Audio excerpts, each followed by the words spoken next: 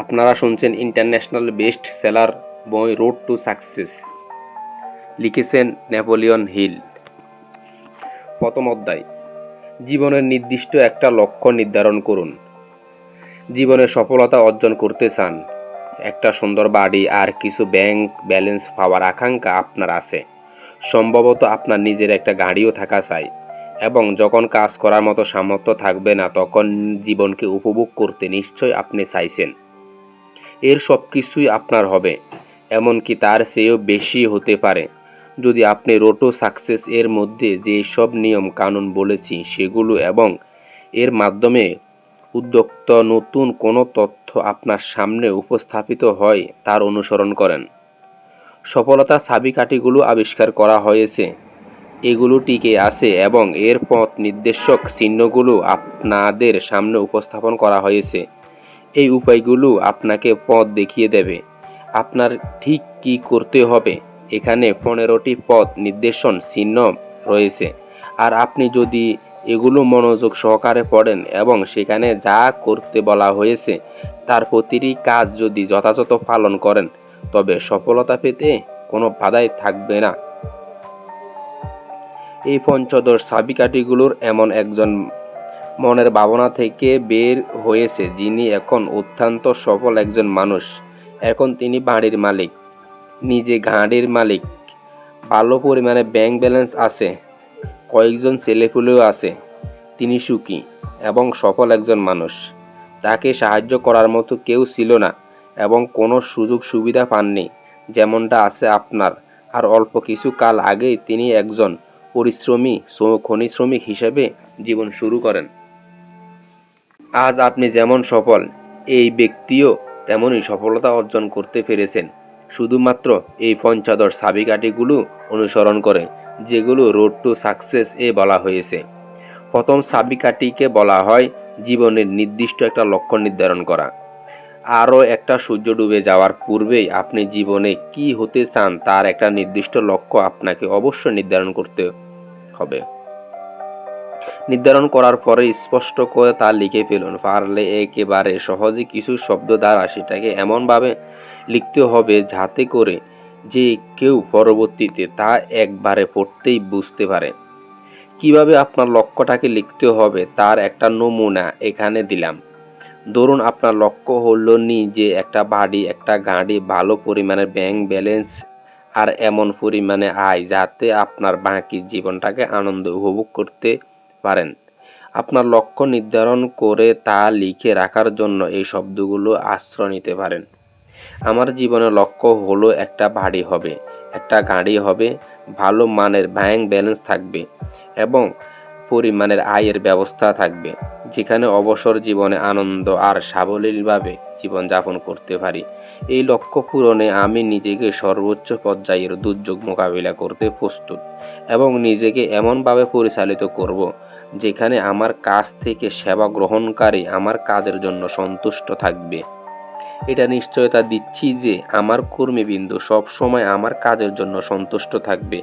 যার বিনিময়ে আমি সেবা দিতে রাজি হয়েছি তা গ্রহণ করার বদলতে সর্বোচ্চ সেবা দিতে সবসময় সচেষ্ট থাকব, কারণ আমার সচেতন জ্ঞান বলছে যে এই স্বভাবগুলো আমাকে অত্যন্ত প্রশংসনীয় কর্মী হিসেবে গড়ে দেবে, পাশাপাশি আমাকে এমন বেতন অর্জনের উচ্চতায় নিয়ে যাবে যার জন্য এমন সেবা আমি দিয়ে যাবার দৃঢ় প্রত্যয় করেছি।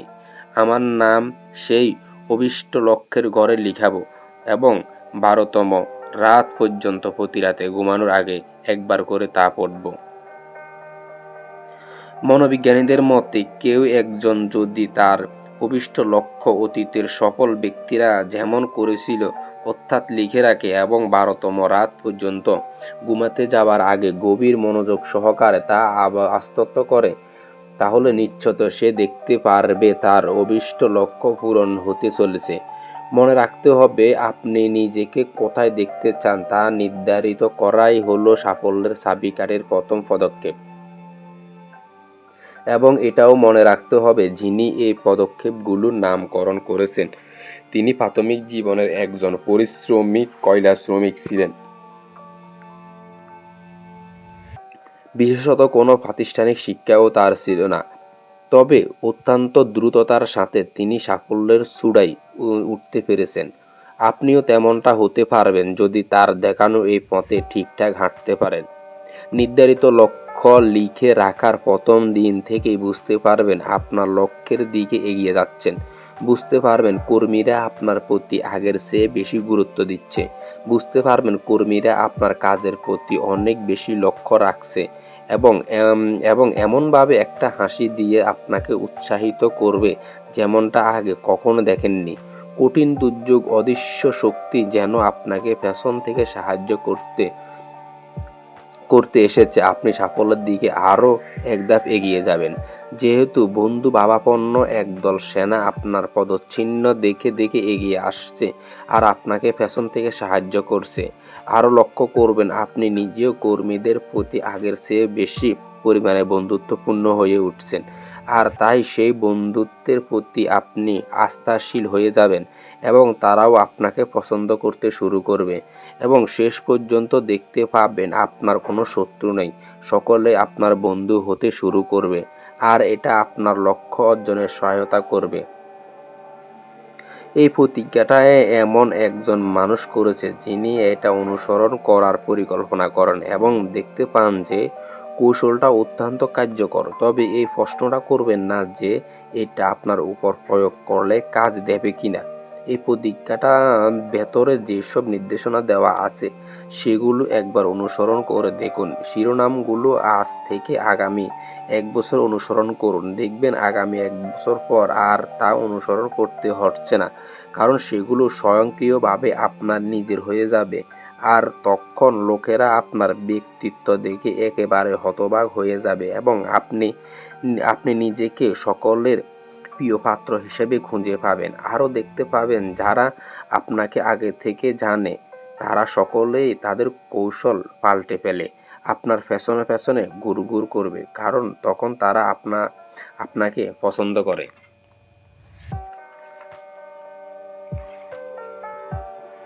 সবচেয়ে বেশি যা করতে পছন্দ করেন সেটাই হবে আপনার আগামী। এটাই হলো মানুষের মনের লুকায়িত ব্যাপার, যেটা মানুষের অবচেতন মনকে পছন্দনীয় একটা দিকে ধাবিত করে। মানুষ তাই যা সে মনে মনে নিজেকে কল্পনা করে। এই শব্দগুলো লক্ষ্য করুন।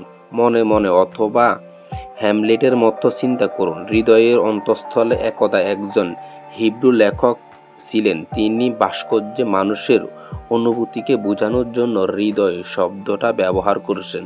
তবে তিনি হয়তো আধুনিক মানুষের মনোভাব সম্পর্কে অজ্ঞ ছিলেন। যেমনটা জন হারমান ল্যান্ডার তার কালচারাল অফ পার্সোনালিটিতে এই ঘটনাকে এমনভাবে লিখেছিলেন, তারা মানুষের সবচেয়ে বড় মনোবিদ্যাগত সত্যটাকে বের করে এনেছেন, যেটা প্রথমত মানুষের অনুভূতি থেকে জন্ম নেয়।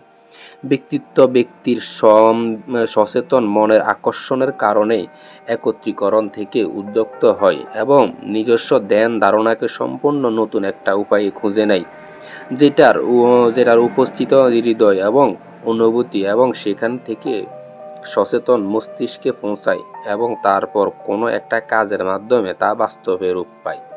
চূড়ান্ত বিশ্লেষণে বলা যায়, আমাদের ভবিষ্যৎ নির্ধারিত হয় সর্বোচ্চ গুরুত্বের ইচ্ছা শক্তির দ্বারা, আর সেখানে ব্যক্তির কোনো ইচ্ছাশক্তির উন্নত পর্যায়।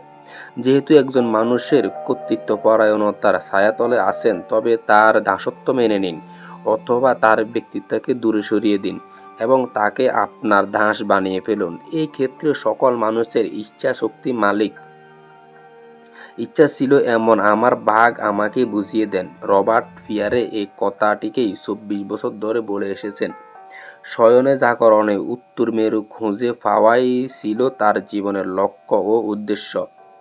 এডিসন এবং বৈদ্যুতিক বাতি, স্টিভেন্স এবং রেঞ্জেরিং ফুলটন ও বাষ্পচালিত ইঞ্জিন, নেপোলিয়ন ইউরোপীয় শ্রেষ্ঠত্ব অর্জন, জোয়ান দ্য আর্ক এবং ফ্রান্সের মুক্তিপণ, খ্রিস্টধর্মের প্রসার, এসব কিছুই প্রতিভার উদাহরণ। সকলে তাদের ইচ্ছা শক্তিকে নিয়ন্ত্রণ করেছেন। এমন কিছুই প্রার্থনা করুন যেটা মিথ্যা বা সত্য যাই হোক না কেন। প্রার্থনা কিন্তু বুমেরাং হয়ে ফিরে আসবে। এই সব উদাহরণগুলো আমাদের প্রবল ইচ্ছাশক্তিগুলোকে নিখাদ আর নিঃস্বার্থ রাখতে সতর্কবার্তা দেয় এবং ঈশ্বরের ইচ্ছার সাথে একাত্ম হওয়ার জন্য সতর্ক করে দেয়। একজন মানুষের অভীষ্ট লক্ষ্য সম্পর্কে জানুন এবং ভবিষ্যতে সে কি হবে তার সম্পর্কে একটা স্বচ্ছ ধারণা আপনি পাবেন।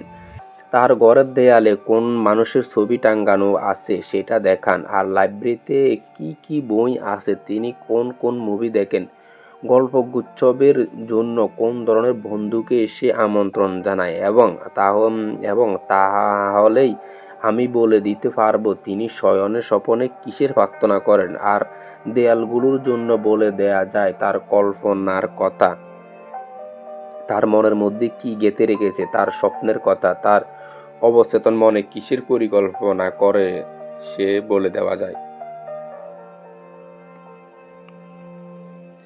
আপনার পৃথিবী নিজের ইচ্ছাশক্তি দ্বারা নির্ধারিত করার একটাই উপায় আছে, তা হলো রাল্ফ ওয়ান্ডো টিনের মতো চিন্তা করা, যিনি বলেছেন অসীমের সাথে তাল মিলিয়ে নিন। মহান মহান কেপলার এর মতো চিন্তা করুন, যে চিন্তা ঈশ্বরকে খুঁজে দেয়। ঈশ্বরের ইচ্ছার সাথে একতা রেখে মাস্টার যেমনটা করেছিলেন তারাই কামিয়াব হয়। এমনটা করার একমাত্র উপায় আছে, ঈশ্বরের চিন্তা মাথায় রেখেই আপনাকে এগিয়ে যেতে হবে। মাস্টার যখন এই সূত্রটা আবিষ্কার করেছিলেন তখন তিনি এই উপায় অবলম্বন করেছিলেন। আপনার গোপন আস্তানার প্রবেশ করে দরজাটা বন্ধ করে দিন এবং সেখানে নীরবতা পালন করুন আর প্রার্থনা করতে থাকুন। এই সময় মনোবিজ্ঞানের মতে অত্যন্ত কার্যকরী পন্থা। মনোবিজ্ঞানী আর রহস্যবিদ উভয়ের এই একই পন্থা অনুসরণ করে থাকেন। মানুষের মনস্তত্ত্ব আবিষ্কার করার ক্ষেত্রে, ঈশ্বরের সাথে মানুষের যোগাযোগের ক্ষেত্রে আমরা মনে মনে যা কল্পনা করি শুধু তাই নয়, আমরা তাই যা আমরা মনে মনে কল্পনা করি আমরা আমাদের ঐশ্বরিক আত্মার সাথে যুক্ত করে সকল জীবনের রহস্যময় সেই শক্তির উৎসের সাথে, অন্তত অসীম আত্মার সাথে, আমাদের স্বর্গীয় পিতার সাথে আমরা নিজেদেরকে প্রতিনিয়ত পবিত্র আত্মার সাড়া দিয়ে একাত্মার ঘোষণা করছি। প্রার্থনার সময় মনে রাখতে হবে যে যাতে প্রার্থনা আবেদনের চেয়ে ঈশ্বরের প্রশংসা আর আমাদের অনুতাপ বেশি হয়। প্রার্থনা তো মানুষের জীবনের সবচেয়ে বড় সম্পদ। আপনার সন্তান আপনা থেকে এটা বলবে না, এখন আমি নিজেকে ঘুমের কাছে সমর্পণ করলাম, আর ঈশ্বরের ভীতি থাকার জন্য তিনি সব ভুলে গেলেন, অথবা রাত হওয়ার কারণে তিনি দেখছেন না, এবং আপনার ছোট্ট ছেলে বা মেয়েটাকে এভাবে শেখান, এখন আমি নিজেকে সমর্পণ করলাম ঘুমের কাছে, যাতে করে সে প্রার্থনা করার উপায়গুলো সব জেনে যায় এবং যখন বড় হবে তখন নিজে থেকেই তার সত্যি করার জন্য ঈশ্বরের সাথে সব সময় যুক্ত থাকবে। হ্যাঁ, এটা সত্যি কাজ করে। রেভ জেমস হিগিনস আমাকে বলেছিলেন 21 বছর বয়স পর্যন্ত সে কখনো বাইবেল ছুঁয়েও দেখেনি। হঠাৎই কোনো একটা চার্চে গিয়েছিলেন অথবা প্রার্থনা শুনেছিলেন, তখন আমি নিজেকে সমর্পণ করলাম এবং আমাদের পিতা যিনি স্বর্গে আছেন তার কাছে, যেটা সে খুব ছোটবেলায় প্রতি রাতে আর সকালে মায়ের হাঁটু গেড়ে বসে প্রার্থনা করা থেকে শিখেছে।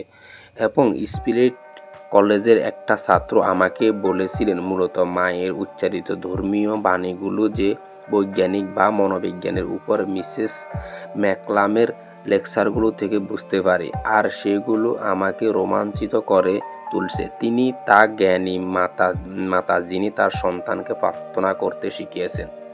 প্রার্থনা যেমন তেমন প্রার্থনা নয়, সত্যিকারের মনের প্রাণের প্রার্থনাই হলো ঈশ্বরের ইচ্ছার সাথে নিজের ইচ্ছার মিল পাওয়া। আর আমরা তাই যা আমরা প্রার্থনা করি।